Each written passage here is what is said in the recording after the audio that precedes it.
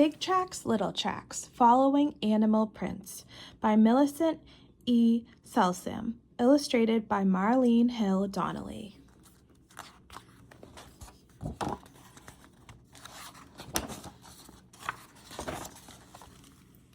What happened? A detective says. Who was here? Where did he go?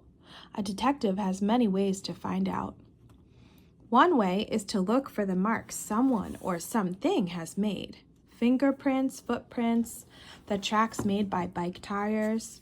Sometimes a detective finds a hair, a button, a piece of torn clothing. All these things are clues. They help a detective answer these questions. What happened? Who was here? Where did he go? You can be a detective too, a special kind of detective, a nature detective. Nature detectives find tracks and clues that answer these questions. What animal walked here? Where did it go?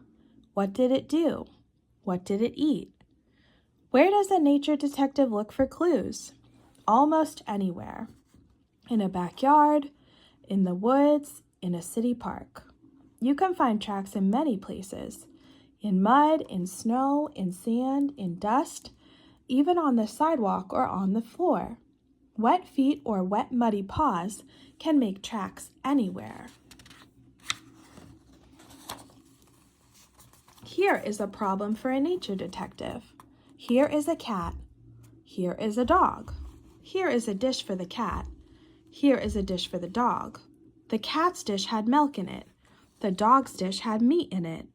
Who drank the milk and who ate the meat? Look at the tracks and see. Look at the tracks that go to the cat's dish. They were made by an animal that walks on 4 feet. You can see claw marks in front of the toe marks. A cat has 4 feet and sharp claws, but so does a dog. Who went to the cat's dish? We still don't know. Let's look for more clues. Now, let's look at the other tracks, the tracks that go to the dog's dish. Did you ever watch a cat walk? A cat walks on 4 feet, but the tracks of its hind feet fall exactly on the tracks of his front feet. So his footprints are behind each other in one line. They look like the footprints of an animal with only 2 feet. A cat pulls his claws in when he walks, so he does not leave any claw marks.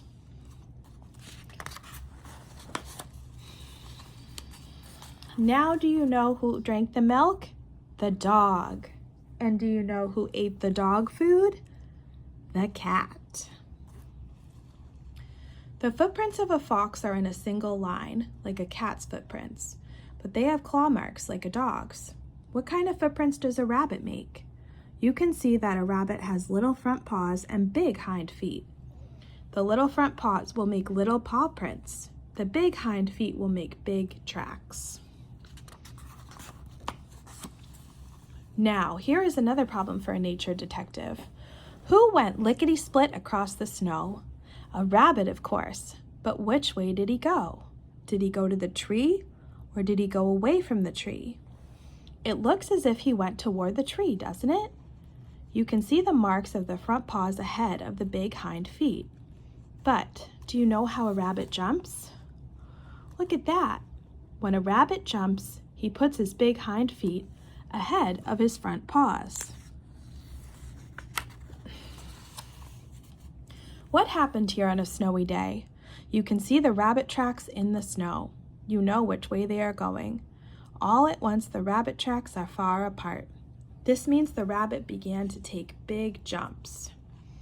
He was in a hurry. Why? Did you see those tracks coming out of the woods? Those footprints have claw marks like a dog's. But if they are in a single line, like the tracks of a cat, who could have made those tracks? There is only one answer. A fox. Now you know why the rabbit was in a hurry. Did the fox catch the rabbit? Look again at the picture on page 17 and look carefully.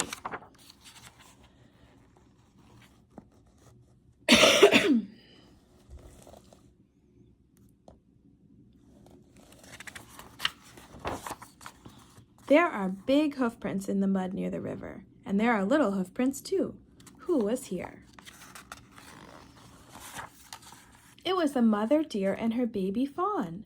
They came to the river for a drink. Somebody sat down on the muddy bank of the river. Who was it? This is the mark of a round, fat belly, and these back footprints were made by webbed feet. And somebody made the track that goes right into the water. A bullfrog came out of the river. He sat on the muddy bank to rest. And only a snake leaves a track like that. A snake came down to the river. Then he slithered into the water. Here are more tracks in the mud near the river. And there is a little pile of empty shells, too. They are crayfish shells. The tracks look something like the hands and feet of a baby.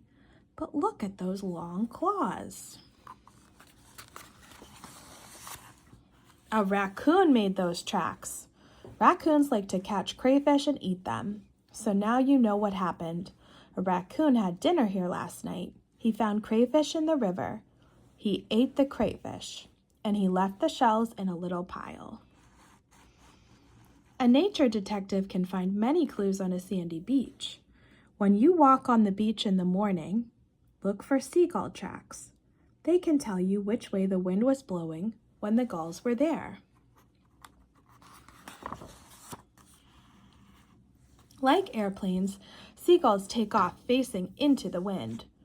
First, the gulls must run along the sand to get up to speed for takeoff. As they run, their toes dig deeper into the sand. So all the gull toe tracks are in a line facing east. So you know that the wind came from the east. Tracks are good clues for a nature detective, but there are other clues too. Who lives here? Who ate here? A nature detective learns to look and listen and smell. She can find clues in a backyard, in the woods, or in a city park. Who made that smell?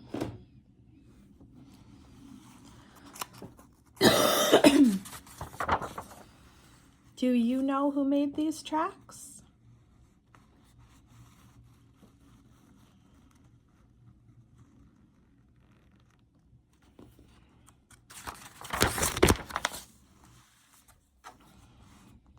Find out more about animal tracks. Looking for footprints in the ground isn't the only way to track animals. When a skunk sprays, for example, he leaves behind a strong odor that lets you know a skunk was there. You can do an experiment to show you how to use your sense of smell to track an animal. Tracks are fun to look at outside. You can also do a plaster cast activity to take the tracks home with you.